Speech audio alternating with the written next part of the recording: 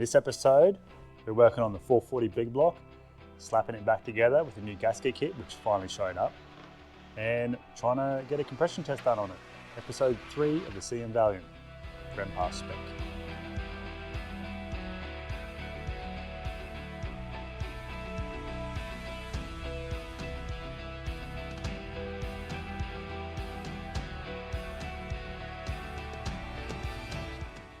I have a bigger diameter rubber attachment on the back, so it actually protrudes further past the sanding attachment. So in that case, if I'm going against the walls, accidentally nick the wall, it's only going to be the rubber that's touching it, not the sanding disc. So just a little added protection for the rookies, e.g. myself.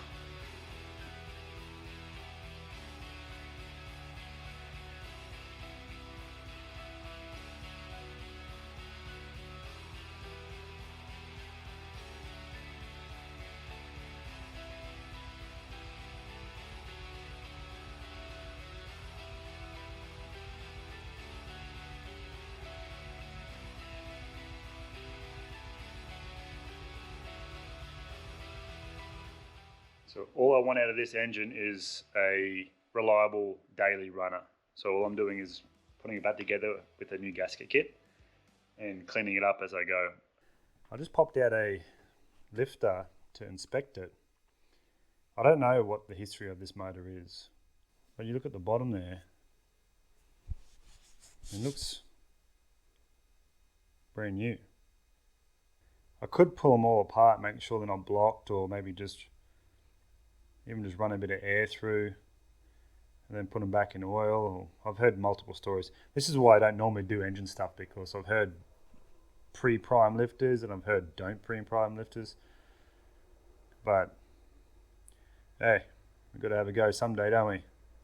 I don't know what I'm going to do yet with these. I do know that if I do take them out, I'll put them back in the same hole. The camshaft looks okay. I don't know, I'm going to investigate these, do some research, see if I need to clean them or pre-prime them, or just leave them. But I need to clean them at least, so I'm already this far, right?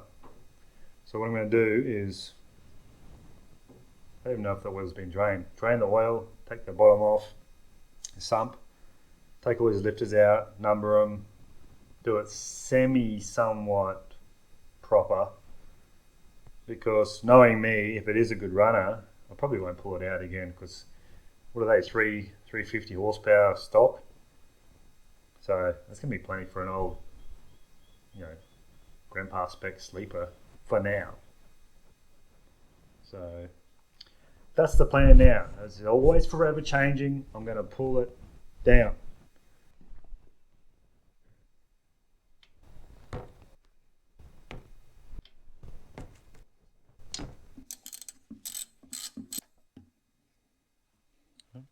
No water came out, it's good.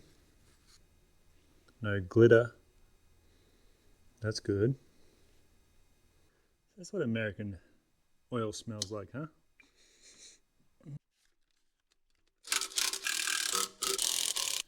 I know you're not going to believe me, but this oil smells like Kentucky Fried Chicken. True. It smells really good. Australian oil smells like Vegemite.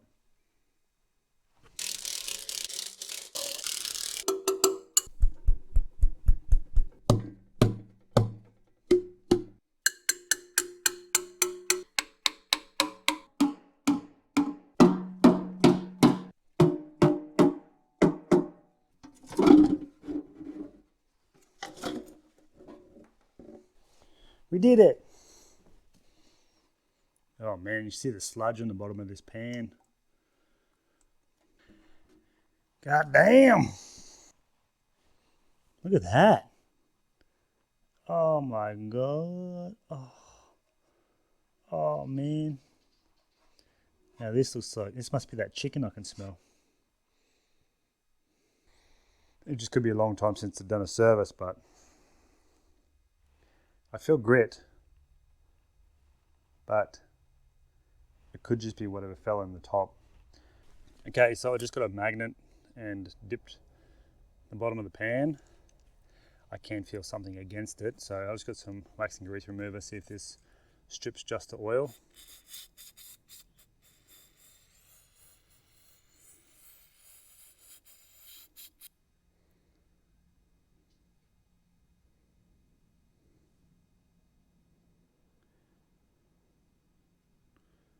It was like almost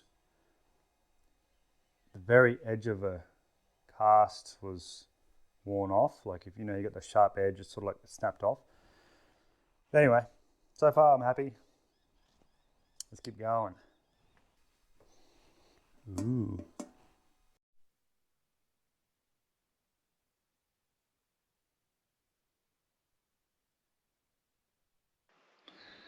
Progress report on the 440 slap back together rebuild is not good. Well, it was going good, but I have a problem. So I broke a ring. So basically that is going to be a full rebuild now. It doesn't look like a lot of damage is on the bearing surfaces or the bearing caps themselves. To be honest, if I just ran it the way it was, it would have been fine.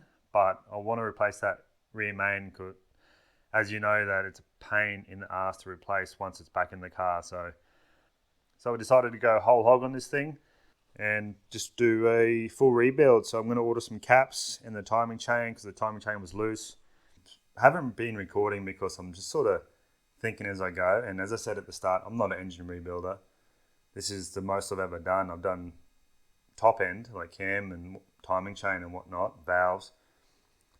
But yeah, I'm going to give it a go. So with no engine rebuilding experience, I'm going to give it a go trying to rebuild this 440 Big Block. So stick around and see if you start yelling at me through the screen and telling I'm doing something wrong. Probably will, but I've always wanted to have a go, and why not? Never going to know, never going to learn if I don't give it a go. So if you've got an engine block at home, maybe you can do the exact same thing. The only tools I had to buy was a dial gauge and a harmonic balancer puller. Going to get the block all cleaned up and see if I can get that paint off. So I've got some nice baby blue there I can paint it back with again. We're at the point now where we're going to slap on some paint stripper. I probably should wash it with soapy water, but I'm just going to go straight over the oily shit. Surely it'll get that off as well. And I don't really want to introduce water to the block if I can help it. I'm just going to see how good this works. This is the cheapest stuff I could see. Poly brand from Bunnings. So we'll see how good that goes. And it's really gluggy, like it's like clad glue almost. It's probably going to be good suited for if you just want to set it and forget for a while, rather than wrapping up in cling wrap. We'll just see how this goes. I haven't got high hopes, but we'll determine that. See if it gets the oil off. And we're back. We gave that an hour, just had something to eat. And interestingly, that where the oil was on the block, the paint stripper worked better. You can't see it, but that's stripped back down to metal. And here, where it's just paint shown, it's not even coming off. So I think because of the paint stripper absorbed into the oil, and same deal when you put Glad wrap over paint stripper, it doesn't evaporate and it stays longer and penetrates harder. I'm thinking the oil sort of doubled as that. So that's very interesting for me. But I'm not going to introduce water to this block because personally I don't want to have flash rust or have it just sitting there moist for a period of time where I'm not going to be working on it. So I'm going to try to keep this chemically cleaned as much as I can, and until the bearings show up and I can put it back together. And this episode's not advice, as I said at the start. This is my first time doing a full engine rebuild, so it's more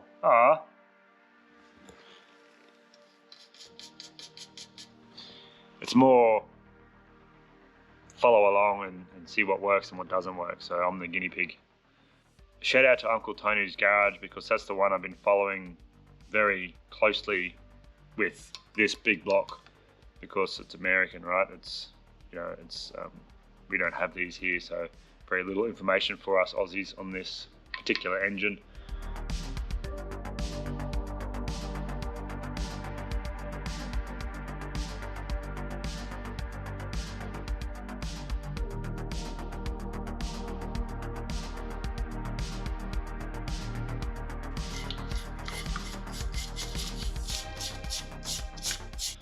I'm trying not to spray water anywhere near the internals of the engine, just to try to avoid much water ingress as possible.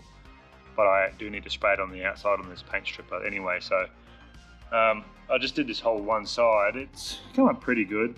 It's mostly stripped. There's a still slight coloration of blue there. You can see there used to be a big pen mark or a lettering, like it's a B there, it's a 0, maybe an R, an A there. Don't know what that is, but I'm just going to spray some WD-40 everywhere on the internals, just to give it a bit of a oil protection. So if there's a bit of overspray with water, it should hopefully just bead off and not flash rust, or, you know, I don't know how long it's going to take me to do this block, so I just want to give it as much protection as I can before I need to clean it all out. I'll have to do a flush all the journals in the cooling jackets and everything as well. I blew it out. There's a lot of dust and rusty gunk coming out, so I'll have to give it a good flushing as well, but I was going to wait until the heads go back on for that. So I've got some car plastic on it. I'm using that stringy gaffer tape that you can tear, because it's good to tear this for strips and it's not going to just peel off and it's not going to absorb water. Alrighty, yo. Next morning, I've hit it again with the paint stripper and then wash it all off again with water.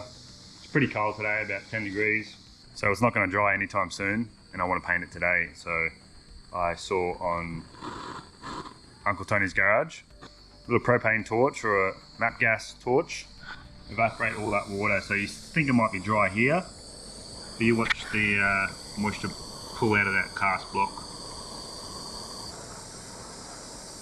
That moisture just getting drawn out, evaporating. So, and it also will help bring the block up to temperature a bit, to adhere the paint to a bit more, a couple of degrees.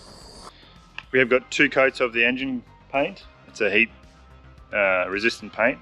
So it come up pretty clean with that paint stripper, and then washing it down with that wire brush, and then using that map torch to dry it all out.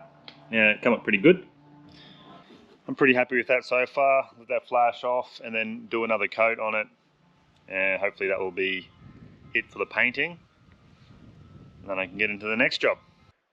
So it's gone from a slap together, you know, gasket kit rebuild to I need to order some bearings and some rings, which ultimately is what should be the process anyway, but we're going to upload a video about the jail bar and that fuel injected 5 litre next, so stick around for that.